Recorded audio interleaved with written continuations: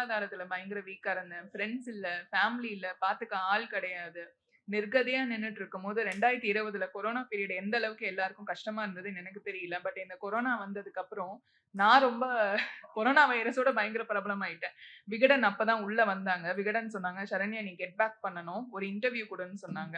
அதுக்கு முன்னாடி ஒரு பெரிய தொகுப்பாளனி வந்து ஒரு இன்டர்வியூ குடுத்திருந்தாங்க. அது 2000 வியூஸ் கூட போல. நான் அவங்க கிட்ட கேட்கிறேன், "ஏன் வீடியோவ எடுத்து போட்டு உங்களுக்கு என்ன வரப்போகுது?" நான் லைம் லைட்லயே இல்லன்னு சொன்னேன். கிட்டத்தட்ட 4 1/2 லேக்ஸ் வியூஸ் வாங்குச்சு. அது ஆக்சுவலா. அதுக்கப்புறம் கொஞ்சம் கொஞ்சமா வந்தேன். ஒரு பிரபல நாளிதழ்ல வந்து யோகி பாபு வந்து திருத்தணி முருகனுக்கு போயி ஒரு கேரக்டர் கிடைச்சதுன்னு ஒரு படிச்சேன். சரி, அ மனம் வந்து எங்க போறதுன்னே தெரியல.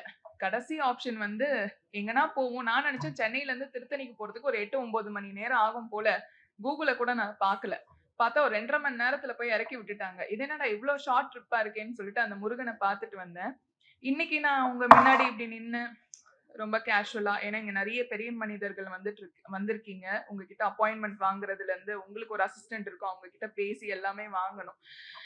ஆனா, சரிக்கு சமமா நானும் வந்து உங்க முன்னாடி நிக்கிறது வந்து, அந்த முருகன தவிர்த்து வேற யாருமே ஏற்படுத்தியிருக்க முடியாது. யாருமே. எந்த மனுஷனும் ஏற்படுத்தியிருக்க முடியாது.